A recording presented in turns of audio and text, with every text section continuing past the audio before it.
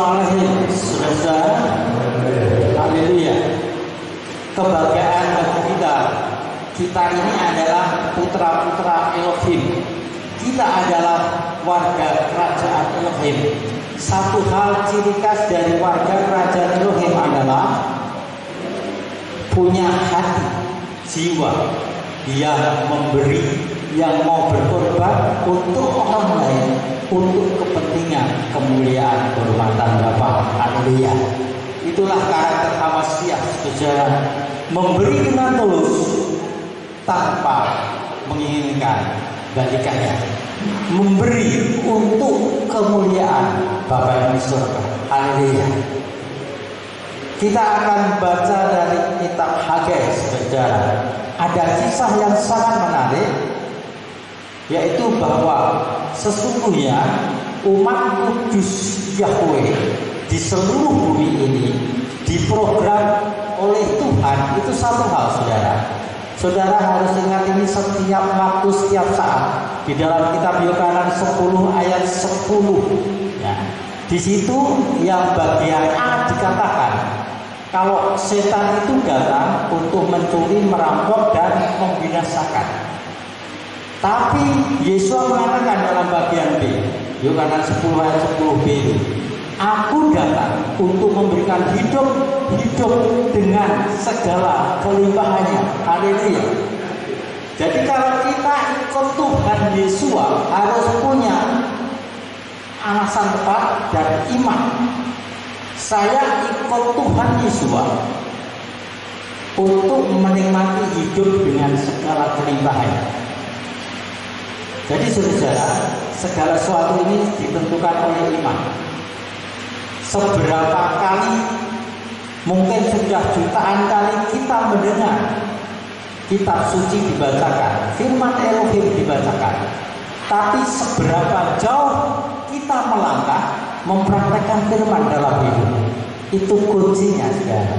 Jadi orang yang dewasa di dalam Tuhan itu cirinya satu, melakukan kehendak Bapa. Tidak ada yang lain. Banyak orang melayani, pelayanannya banyak, jam terbangnya banyak, dikatakan dewasa. Saya katakan tidak. Yang dewasa yang melakukan kehendak Bapa yang di surga. Sehingga Tuhan mengatakan jangan menghalangi anak-anak ini datang kepadamu. Karena apa? Anak-anak bisa lebih dewasa daripada orang dewasa di dalam Tuhan, dalam hal ketaatan. Kalau Tuhan memprogram kita hidup dalam segala kelimpahannya, tapi mengapa banyak orang percaya itu mengalami hidup sulit, hidup sukar, hidup miskin, yang gitu ya istilahnya. Mengapa bisa terjadi, saudara-saudara? Satu hal yang perlu adalah mengerti bahwa dirinya itu kok miskin, kok kesukaran hidup terus, sebabnya apa? Itu yang penting. Kalau sebabnya sudah ketahuan, maka ada jalan keluar. Jalan keluarnya juga dari firman yang sendiri. Nah, itu pernah terjadi, saudara-saudara. Ketika umat Yahweh itu mengalami kutuk, jadi mereka itu mengusahakan banyak, kan berkebun bertani ya, menabur banyak, menuai sedikit, kemudian bisa tulen banyak. Di tengah jalan itu banyak yang kececeran, sampai di rumah hanya sedikit dinikmati, saudara. Itu ada sebabnya, saudara. Mengapa mereka miskin? Tapi tidak, mereka itu nggak ngerti penyebabnya apa kok miskin. Karena itu Bapak Yahweh datang kepada umat kudusnya memberitahu, saudara. Nah, ini ada di dalam kitab Hagai, saudara. Saya bacakan ya. Mulai kita bagi 1, kita bagi itu hanya 2 pasal ya. Jadi kita bagi 1 mulai ayat 5 ya. Maka sekarang beginilah Yahweh Sebaot berfirman, arahkanlah hatimu pada jalan-jalanmu. Ini introspeksi ya namanya. Arahkanlah pada jalan-jalanmu. Jadi supaya melihat dari tingkah laku sehari-harinya. Ayat 6, kamu telah menabur banyak, tetapi menghasilkan sedikit. Kamu makan tetapi tidak kenyang. Kamu minum tetapi tidak puas. Kamu berpakaian tetapi tidak ada kehangatan bagi seorang pun. Dan dia yang mempekerjakan dirinya demi sebuah kantong yang berlubang. Beginilah Yahweh Sebaot berfirman, arahkanlah hatimu pada jalan-jalanmu. Ayat 8. Dakilah gunung itu dan bawalah kayu dan bangunlah bait itu, maka aku akan berkenan kepadanya dan aku akan dimuliakan. Yahweh berfirman. Ayat 9. Kamu mengusahakan banyak tetapi hasilnya sedikit. Dan ketika kamu membawanya ke rumah, lalu aku menghembuskannya. Mengapa? Firman Yahweh Sebaot, karena rumahku tetap menjadi reruntuhan dan kamu tiap-tiap orang menyibukkan diri dengan rumahnya sendiri. Oleh karena itulah langit di atasmu telah menahan embun dan bumi telah menahan hasilnya.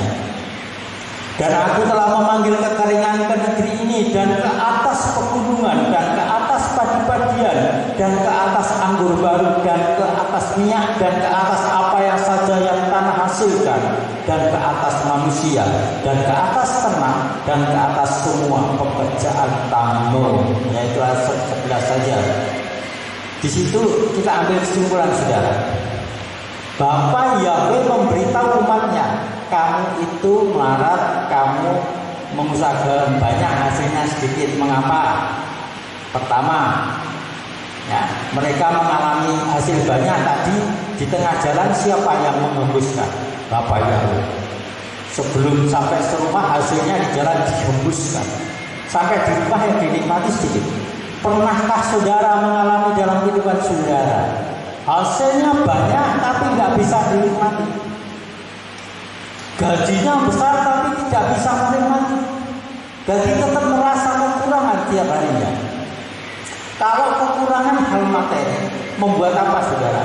Tidak ada damai sejahtera, tidak ada kebahagiaan dalam keluarga, tidak ada ketenangan dalam jiwa kita karena faktor ekonomi yang kurang. Nah, karena itu saat ini Bapak Yahweh memberitahukan rahasianya. Mengapa terjadi kekeringan? Mengapa terjadi tanah-tanah menjadi gak subur lagi? Ternyata sumbernya apa saudara? Bapak Yahweh yang membuat itu semua. Kekeringan, tanahnya, hujannya jarang datang. Kita bawa uang banyak di tengah jalan dirampok. Ternyata yang nyuruh rampok itu Bapak Yahweh untuk menghembuskan. Menabur banyak hasilnya sedikit, kok bisa?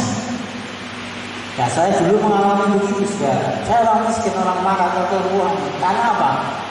Aktivis, saya aktivis rohani. Saya banyak mendoakan orang.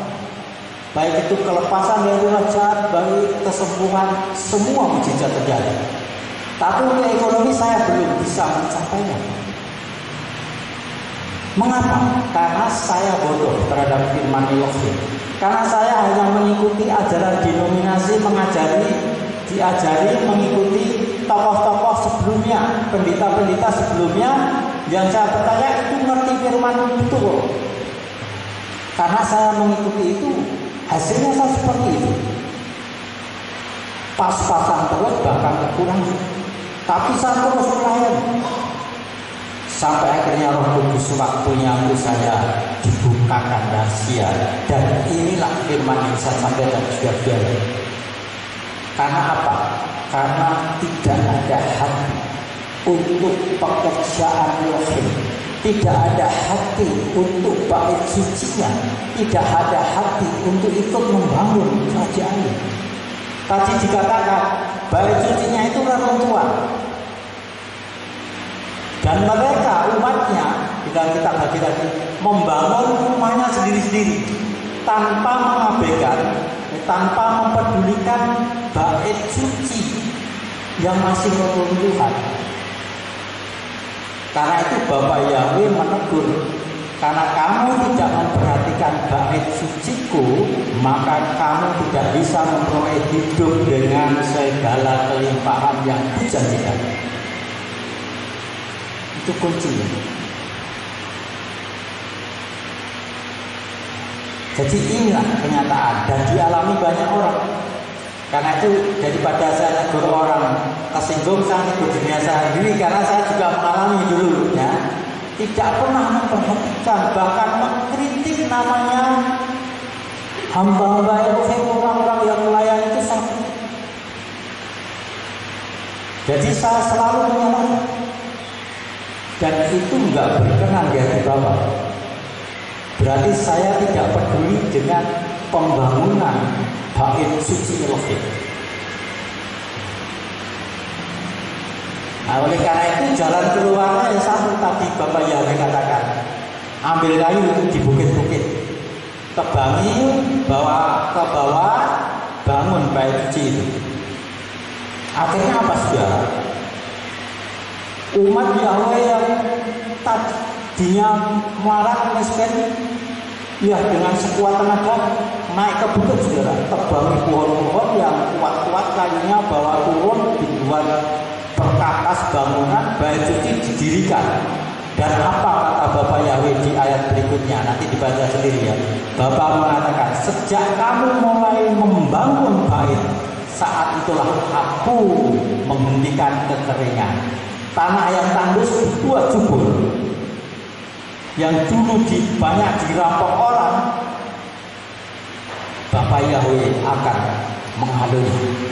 Jadi sejak memulai ada kesepakatan, saya mau membangun bait suci, mulai kerjakan, saat itulah berkat Bapak dicurahkan.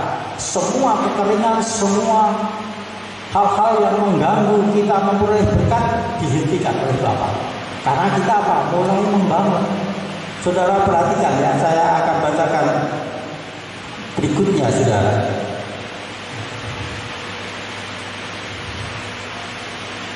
Jadi di situ Bapak Yahweh betul-betul menghentikan ya. Menghentikan apa yang namanya belalang pelahap, apa yang menjadi musim-musim kekeringan itu dihentikan sudah. Dan buat subur makmur hidup berlimpah sudah. Nah ini pelajaran saudara bagi kita. Jadi kesimpulannya begini, kita itu miskin, marah, gagal dalam hidup, selalu kesulitan, kesukaran dalam ekonomi, tapi nggak sadar kalau kita ini sedang melanggar kitab Bapak Yahweh. Nah, setelah sadar, ada dua kemungkinan saudara. Orang ditegur sadar, ada orang yang ditegur tidak sadar. Yang tidak sadar tetap mengalami seperti kutukan tadi, tapi yang berubah, melangkah memperhatikan, terjadilah mujizat berkat. Nah sekarang bagaimana salah bait suci itu jadi saudara-saudara? Ada hal lain saudara-saudara, kita baca kitab Maliaki 3. Ini juga umat Yahweh saudara-saudara. Ini nggak ngerti, mereka itu kan kutuk, sehingga hidupnya sengsara, kekeringan, kesulitan, tapi nggak sadar saudara-saudara bahwa penyebabnya seperti ini. Terus mereka itu mau kembali kepada Bapak Yahweh, caranya gimana? Itu nggak ngerti. Nah, supaya jelas saya bacakan saudara. Ini agak keras ya. Kitab Maleaki 3. Kita baca mulai ayat 6. Sebab akulah Yahweh, aku tidak berubah. Perhatikan, aku tidak berubah. Karena itu kamu Bani Yakub tidak akan dilenyapkan. Ya, tidak akan dilenyapkan, tapi bisa mengalami kekurangan, kemiskinan, tapi tidak dilenyapkan. Ayat 7, sejak zaman leluhurmu kamu telah menyimpang dari ketetapanku dan tidak memeliharanya. Berbaliklah kepadaku, maka aku akan berbalik kepadamu. Yahweh Sebot berfirman. Tetapi kamu berkata, dengan cara bagaimanakah kami akan berbalik? Dapatkah manusia merampok Elohim? Nah, terjemahan lain, dapatkah manusia menipu Tuhan? Namun kamu telah merampok aku. Tetapi kamu mengatakan, dengan cara bagaimanakah kami telah merampok kau? Nah, ini nggak ngerti ya. Umat Yahweh nggak ngerti kalau dirinya itu sedang merampok milik Yahweh. Dalam hal persepuluhan dan persembahan unjukan Bapak Yahweh. Terus dia ayat 9 mengatakan, kamulah yang terkutuk oleh suatu kutuk, karena kamu merampok aku, hai seluruh umat. Ini tantangan Bapak Yahweh. Bawalah seluruh persepuluhan ke dalam rumah perbendaharaan, supaya ada makanan di rumahku. Dan sekarang ujilah aku dengan cara ini. Jadi kalau sudah memberi persepuluhan dengan benar, ujilah aku, Bapak Yahweh menguji. Apakah aku tidak akan membuka bagimu tingkap-tingkap langit dan mencurahkan berkat sampai berkelimpahan? Dan aku akan mengusir pelahap bagimu, supaya tidak merusakkan hasil tanahmu atau merontokkan buah anggurmu di ladang. Yahweh Sebaot berfirman. Saudara-saudara, umat Yahweh mengalami kutuk, kekeringan, kemiskinan, tapi tidak sadar. Terus mau berbalik kepada Bapak Yahweh juga tidak ngerti caranya. Bapak Yahweh caranya gini, untuk kamu bebas kutuk dari kekeringan, kemiskinan, kekurangan, kesukaran hidup, dari perampokan, dari bulian orang lain, dari kekerasan orang lain, penindasan orang lain, sehingga kamu selalu tersiksa. Jadi umat orang percaya, warga kerajaan Elohim kok sengsara terus, kekurangan terus. Bapak Yahweh beritahu, karena kamu kalau mau kembali kepada itu bisa. Umatnya tanya, caranya gimana saya kembali? Bapak Yahweh katakan, dengan kamu lakukan ketaatan yang dulu nenek moyangnya juga tidak taat. Persembahan, persepuluhan, dan persembahan khusus. Ini yang harus dilakukan. Itu saudara-saudara indahnya. Jadi seperti itulah kalau dipraktekkan dia. Kalau dipraktekkan tidak ada hasilnya, bisa tantang Bapak Yahweh. Bapak, saya sudah melakukan persepuluhan, sudah melakukan persembahan, kok tidak berubah untuk ekonomi saya? Bapak Yahweh kan tanya, ujilah aku. Kalau tidak, silahkan berkat berkelimpahan ini. Saya bertahun-tahun untuk Tuhan, tidak langsung dibukakan, saudara. Persepuluhan ini bahkan saya dulu menentang namanya persembahan persepuluhan. Tapi setelah dibukakan Roh Kudus, tuh ngerti inilah caranya, jalannya, saudara. Saya menikah sampai punya anak satu, rumahnya masih kecil ya, parisan masih kecil. Saya terus semangat melayani, tapi untuk ekonomi belum berubah total ya. Terus saya menemukan ini sudah saya kebakar berulang kali, tapi belum menjadi rema bagi saya. Suatu saat pas doa puasa saya membaca ada rema, saudara. Ini berbicara seolah-olah Bapak itu berbicara langsung pada saya. Saya langsung berubah, saudara. Ajar Tuhan bagaimana persepuluhan yang benar. Akhirnya Tuhan tunjukkan, setiap kamu dapat penghasilan, ambil 10-10-nya, itu milik lo.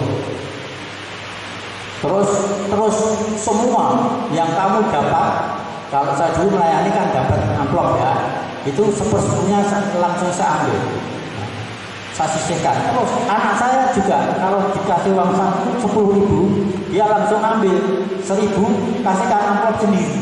Di rumah itu anak 3 itu punya amplop sendiri sampai sekarang.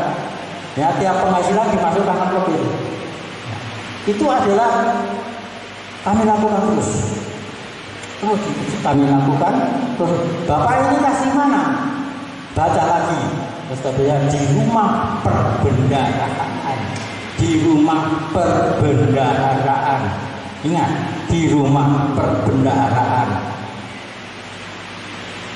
Nah, untuk memperjelas rumah perbendaharaan, saudara, dulu umat Yakub ini tanya kepada Mose, kami itu harus beribadah kemana? Di mana? Akhirnya Mose atau Musa tanya Bapak Yahweh menunjukkan, di mana namamu ditinggikan, engkau harus beribadah ke sana. Ingat, di mana namaku ditinggikan, kamu harus beribadah ke sana. Jadi di mana ada nama Yahweh ditinggikan, kita bisa beribadah di situ. Dan di situ ada banyak orang dikelola, dan itu namanya dalam bahasa Ibrani Kehila atau bahasa Kehila, persekutuan umat kudus Yahweh. Kehila. Itulah saudara, di situ ada rumah perbendaharaan, di situ kamu menaruh persembahan khusus, gitu ya. Nah, kalau saya akan bersedekah diambil persepuluhan, betul tidak? No, tidak betul. Tapi boleh tidak? Oh boleh.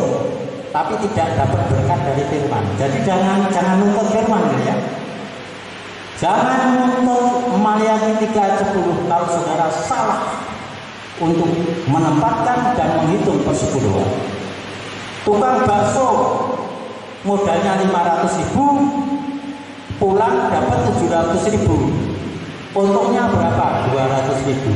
Persepuluhannya 20.000. Ya, sisakan terus. Nyanyi di pertemuan dapat saweran 100.000, ambil 10.000 untuk persepuluhan. Gitu ya. Itu namanya taat. Dan dikasihkan di rumah perbendaharaan. Kalau mau ngasih sedekah dari mana sumbernya? Selain persepuluhan. Kalau mau persembahan khusus di luar persepuluhan. Kalau mau persembahan sukarela, konektor ini nanti yang muter diambil di luar persepuluhan. Itu kalau mau diberkati ya. Jadi saya melakukan itu saudara beberapa bulan kemudian, dan sampai sekarang. Dulu diawali pernikahan dengan rumah kecil ya, 1, maka sekarang Tuhan berikan lebih dari 9 rumah. Nah, itu adalah tidak mungkin untuk saya, tapi Bapak mungkin karena ada janjinya. Dan saya mengimani kok. Sampai saya ditong banyak pendeta. Ngapain kamu tujuannya hidup berkelimpahan? Saya bilang, saya itu Yesus Mesias Tuhan, karena Dia berjanji memberikan hidup dengan segala kelimpahannya. Tidak mungkin Tuhan akan mengingkari janjinya. Nah, karena janjinya itu saya percayai terjadi, saudara. Sebab teman saya itu ada pendeta, itu imannya adalah melayani itu seperti Yesus sebelum menderita, miskin, tidak punya rumah. Ya betul saudara, tidak punya rumah, miskin, sudah melayani bertahun-tahun. Karena dari iman itu akan tercipta dalam hidup. Dan orang yang kalau saya melayani sungguh-sungguh itu mesti menderita miskin, itu adalah berkebalikan dengan apa yang difirmankan Tuhan Yesus. Aku datang untuk memberikan hidup dengan segala kelimpahannya. Samkan ini jangan sampai hilang dari hati dan pikiran saudara. Setiap bangun pagi, hari ini Bapa memberikan saya hidup dengan segala kelimpahannya. Bangun pagi, hari ini saya tidak punya hutang. Hari ini saya tercukupi semua kebutuhan, bahkan lebih bisa untuk orang lain.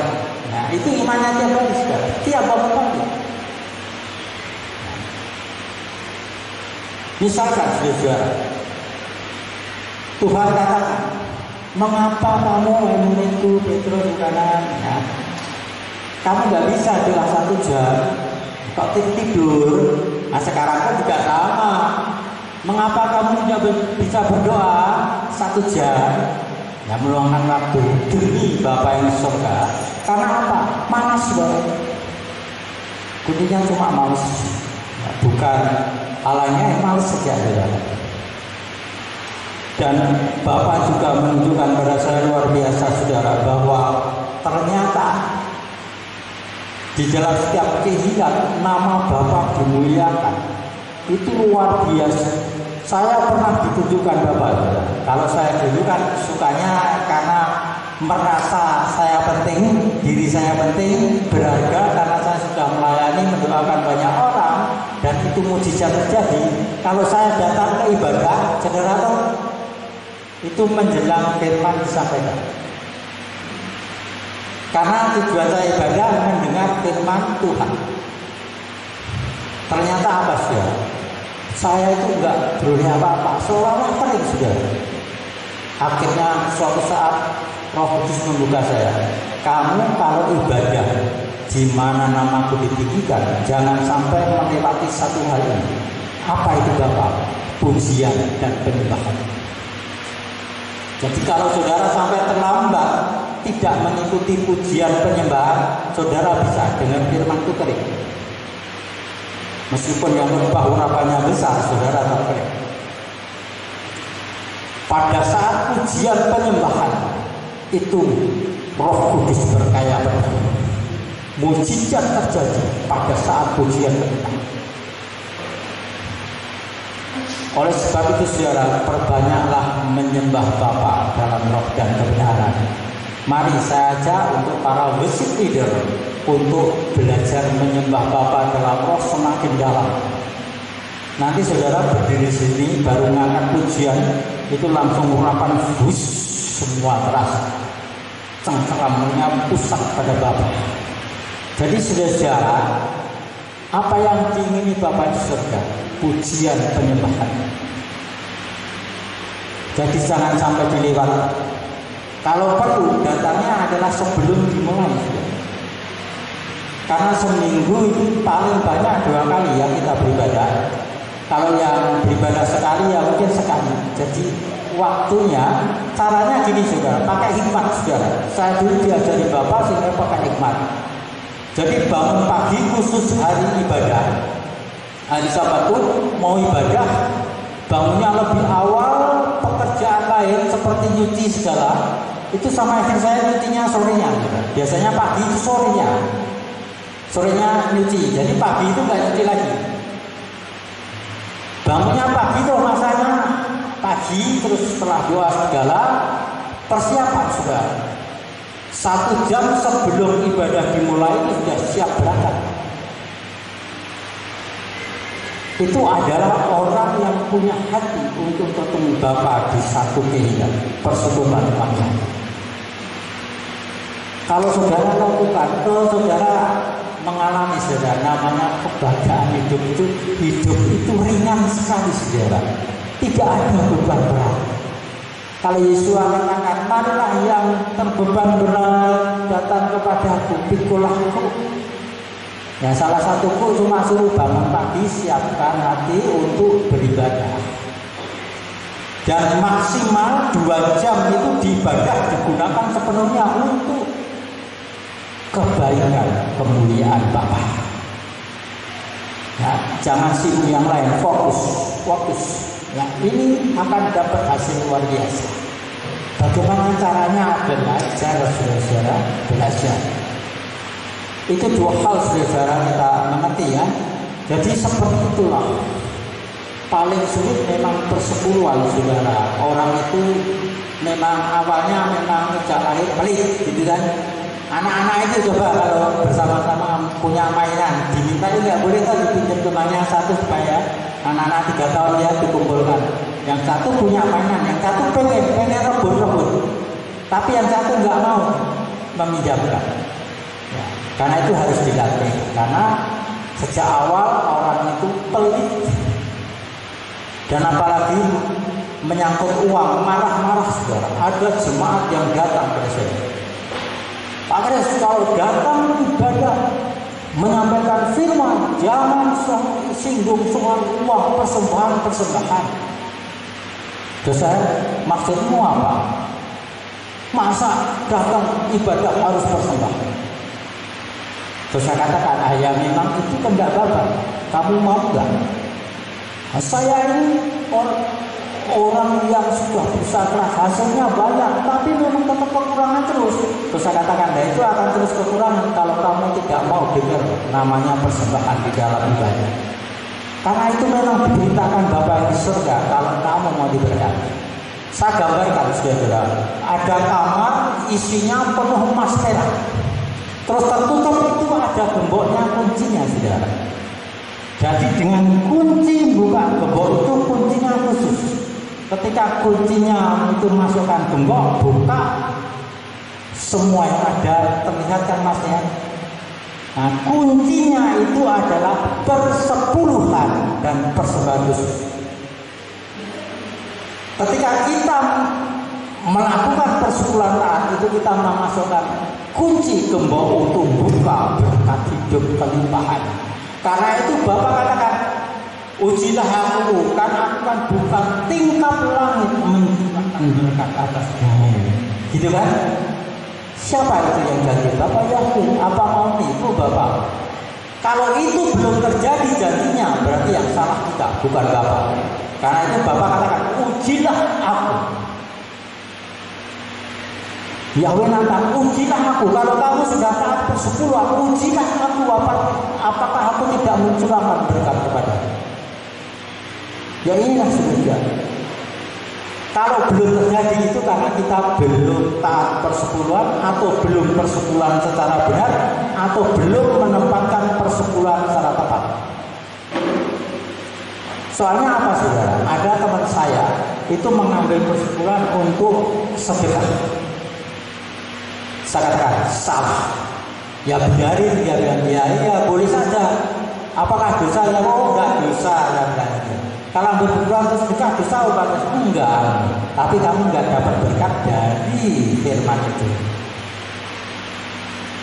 Kalau enggak sedekah dosa enggak. Tapi kamu tidak diberkati. Jadi persepuluhan itu ya persepuluhan. Kalau mau sedekah di luar persepuluhan jumlahnya. Itu ketaatan ini sulit saudara, karena menyangkut duit, ya, uang. Nah berikutnya saudara, mengapa orang kekurangan? Mengapa orang miskin? Ada penyebab lain saudara. Saya bacakan dari kitab Yesaya 55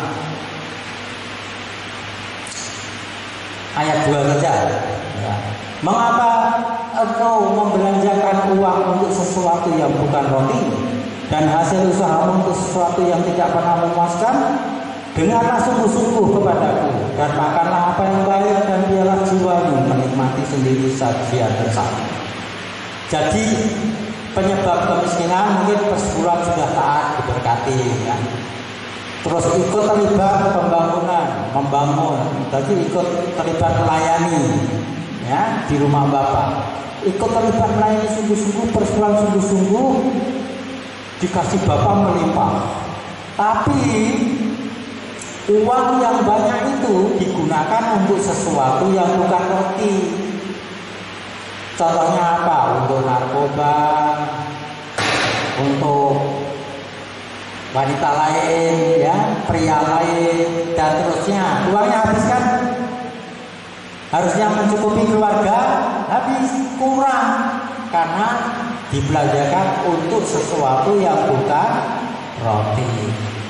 Ya nanti dijabarkan diri ya rotinya ya, yang jelas itu. Untuk sesuatu yang pemborosan. Kemudian berikutnya adalah miskin itu disebabkan oleh pengajaran.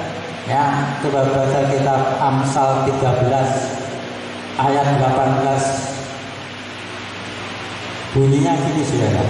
Amsal 13 ayat 18. Kemiskinan dan aib menimpa orang yang menolak didikan.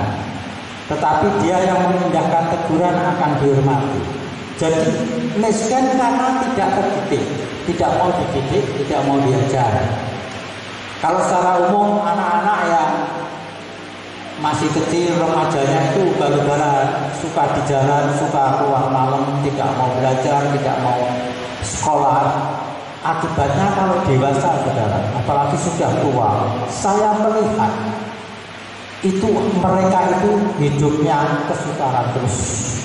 Kena penyakit kesukaran, sangat sulit untuk bisa hidupnya karena mengabaikan didikan atau pengajaran. Demikian juga orang-orang yang melayani di ladang Elohim, kalau tidak mau belajar firman, maka hidupnya juga akan menderita, akan mudah disesatkan. Tapi orang yang mau belajar akan mengerti kebenaran. Itulah sebabnya. Ya, dengan firman ini saya dulu, saudara, kan saya tahu kalau kitab Tamat atau Perjanjian Lama itu ditulis dalam bahasa Ibrani. Nah, supaya saya tahu sumbernya ini benar, saya harus berbahasa Ibrani. Saya mau belajar, saudara. Diam-diam saya belajar bahasa Ibrani. Saya buka internet, ada kursus bahasa Ibrani online, bayarnya juga online, ikuti. Akhirnya nggak sampai setahun saya bisa nulis bisa ngerti bahasa Ibrani. Akhirnya ketemu nama Tuhan Sang Pencipta itu bukan Tuhan dan bukan Allah, bukan Lot, bukan Bumini, bukan Theos, bukan Kurios, namanya Yahweh. Tahu kebenaran kan? Nah, itulah sebabnya saat itulah saya mengerti. Ya, jadi disitulah pendidikan itu penting. Nah, apalagi untuk para pelayan, saya anjurkan untuk belajar pengalaman dengan Roh Kudus. Mendoakan orang sakit, kelepasan itu kalau tidak belajar canggung, saudara. Coba, saudara nggak pernah mendoakan tumpang tangan, saudara menilagu nggak mau mendoakan. Nah, itu belajar. Saudara mengusir roh jahat dari seorang yang kerasukan, itu ragu-ragu ya, saudara. Mungkin takut, terus serahkan orang lain. Nah, itu juga harus belajar. Saya belajar dari saya, saudara. Pas kemah, ada yang kerasukan, perempuan kerasukan, bau kemenyan itu, saya langsung aja, dia kan takut sekali, terus pegang-pegang kita, datangnya aja. Katakan dan saya usir, pokoknya tahu saya saat itu kan belum diajak, tahunya setan keluar. Akhirnya apa, saudara, saya sampai mengucapkan 7 kali, dia jerit-jerit keras sekali, terus sadar, saudara. Nah, sejak saat itu saya belajar pada orang-orang dan buku-buku tentang kelepasan. Saat itu saya dong, roh jahat itu banyak ya, beda roh jahat dengan setan dan terusnya. Akhirnya mengerti, saudara. Jadi harus belajar, melayani belajar. Nah, yang mau belajar itu ikuti saja. Biarkan Pak Tono mendoakan orang sakit, ikut saja. Pak Tono doakan gimana ya? Salah satu contohnya. Kemudian orang yang suka tidur itu juga bukan miskin, saudara. Itu Amsal 24 ayat 33. Amsal 24 ayat 33. Ini mesti mengenai kita semua ya. Sedikit lagi tidur, sedikit lagi mengantuk, sedikit lagi melipat tangan untuk berbaring. Ayat 24, saudara, maka kemiskinanmu akan datang seperti orang yang mengendap-endap dan kekuranganmu seperti orang yang bersenjata. Suka tidur, enak ya tidur ya. Suka tidur itu paling enak, saudara. Saya perjuangan untuk tiap pagi bangun jam 3 pagi itu sulitnya bukan main bertahun-tahun. Tapi akhirnya sekarang seperti mesin, saudara. Jam 3 dibangunkan Roh Kudus. Saya istri bangun, ya bagian itu langsung masak. Karena anak-anak itu kalau nggak seger makan pagi nggak mau. Jadi langsung masak sekitar setengah jam, paling lama 2 jam selesai. Terus habis itu bersih-bersih, masuk ruang doa. Istriku masuk kamar sendiri, saya sendiri doa sampai jam 5. Saya belajar doa 1 jam. Ternyata saudara, ketika belajar doa 10 menit, kalau berdoa dulu 10 menit buka mata jamnya. Baru 10 menit. Nah, doa lagi sudah. Ngapanya udah lama. Buka mata lihat jam, baru 30 menit. Latihan sudah. Akhirnya apa? Saya mengerti sudah. Mengapa Tuhan katakan, mengapa hai kamu muridku tidak bisa berdoa 1 jam saja? Ternyata doa 1 jam itu berat. Makanya Petrus sama Yohanes artinya apa? Tertidur. Ya mungkin berdoa jengking ya, terus tidur. Awalnya memang doa terus tidur. Nah, itu belajar, disiplin saja. Karena ada firman ini saya belajar. Akhirnya sekarang ini tiap pagi begitu doa 1 jam.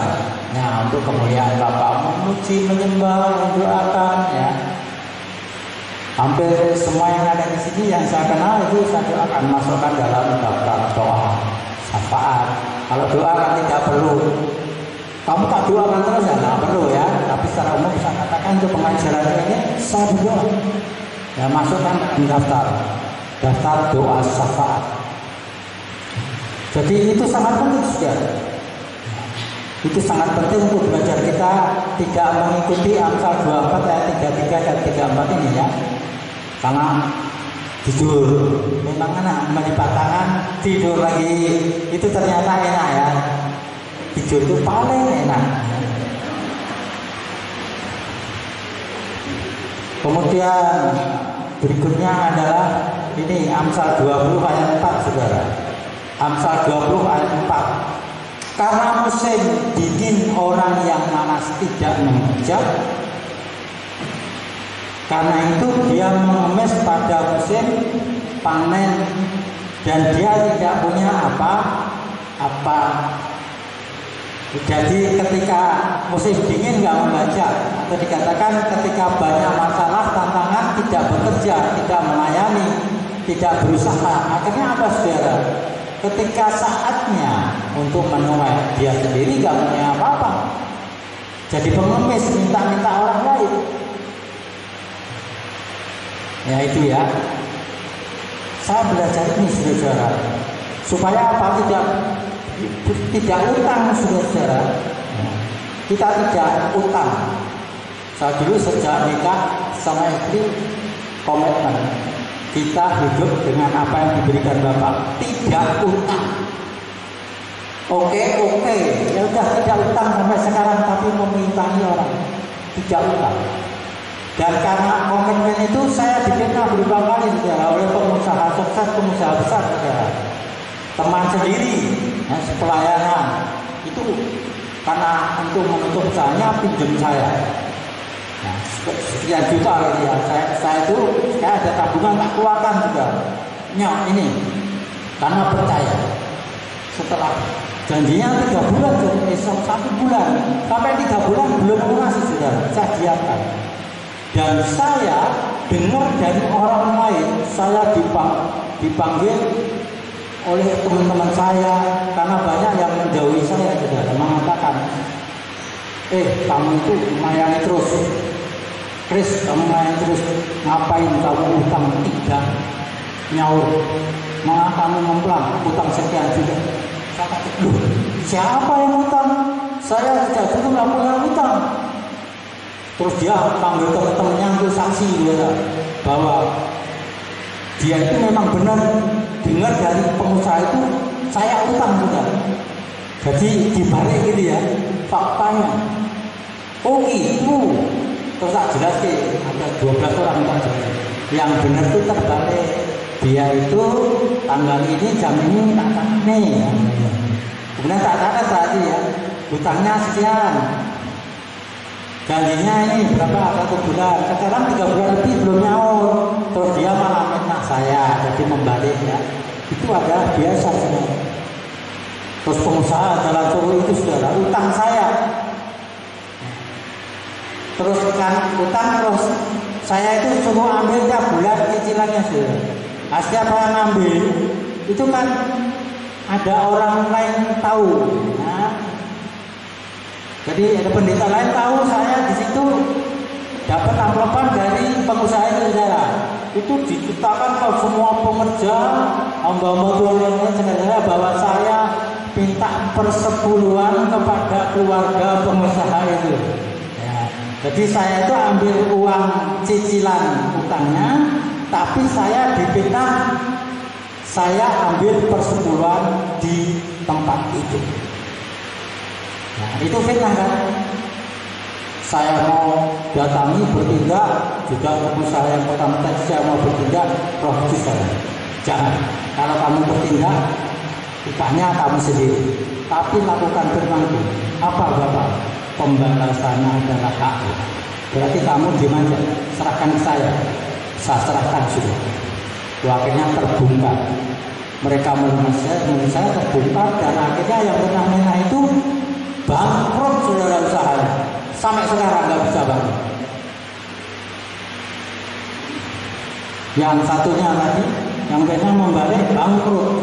Terus yang satunya yang mengatakan saya ambil cicilan itu dianggap persepuluhan, itu juga bangkrut, bahkan cerai, bahkan nggak bisa tumbuh lagi. Nah, apa jadinya sudah pembalasan kita? Jadi itulah saudara, untuk kita mesti melakukan pekerjaan itu. Dan tentunya penyebab yang lain kemiskinan adalah Amsal 23 ayat 21 ya, mabuk.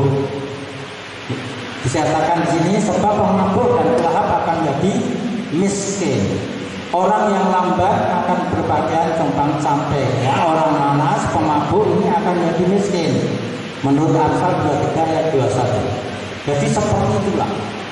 Mengapa saya beritakan ini? Supaya kita mengerti mengapa saya kekurangan, mengapa saya miskin, sehingga kita tidak menyalahkan Tuhan, dan kita tidak mengabaikan perintah Bapa, seolah-olah firman-Nya di sini itu seolah-olah hanya berita biasa. Firman Elohim itu kalau dilakukan mengubah kita, memperbarui kita sejarah. Marilah kita dengan tulus dan taat menerima kenyataan bahwa kita yang salah karena belum melakukan firman Elohim dengan tepat. Marilah kita yang belum bersekutu tepat persekutuan. Saudara akan melihat perubahan dalam hidup yang tidak mungkin menjadi mungkin. Saudara nggak usah ngatur Tuhan caranya memberkati, tapi saudara tinggal aja lakukan firman. Jadi saya katakan, saya berulang kali berdoa untuk kita di sini. Saya berdoa dan salah satunya ditunjukkan ini kekurangannya kita. Salah persekutuan, salah persembahan.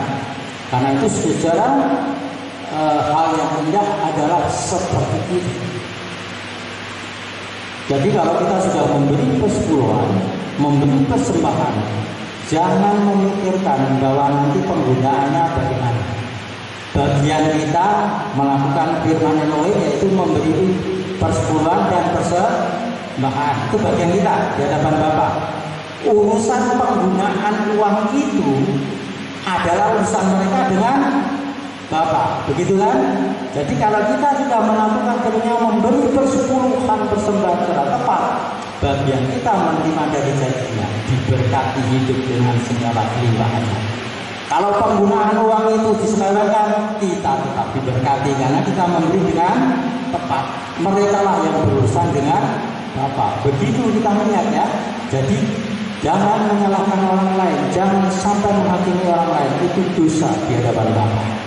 Menghambat berkat kelimpahan atas kita. Haleluya, Bapa berkati. Amin. Mari kita berdoa saudara.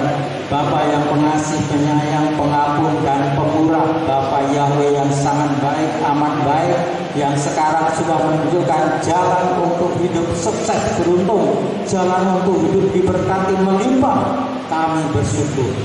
Biarlah firman-Mu menjadi rema saat ini, dan oleh Roh-Mu ya Bapa, kami percaya semua bisa. Dalam nama Yesus akan melepas berkat untuk kehidupan di sini, diberkati melimpah. diubahkan usaha hidup pekerjaan mereka dengan cara yang baru sesuai firman-Mu, dan Bapa mencurahkan berkat berkelimpahan, keluarga, pekerjaan, pelayanan, tubuh mereka, usaha, semua yang mereka lakukan pelayanannya diberkati dalam nama Yesus.